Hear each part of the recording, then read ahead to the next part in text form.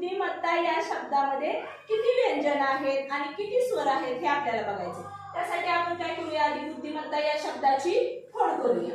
आता ब उकार असल्यामुळे काय जोडणार आपण,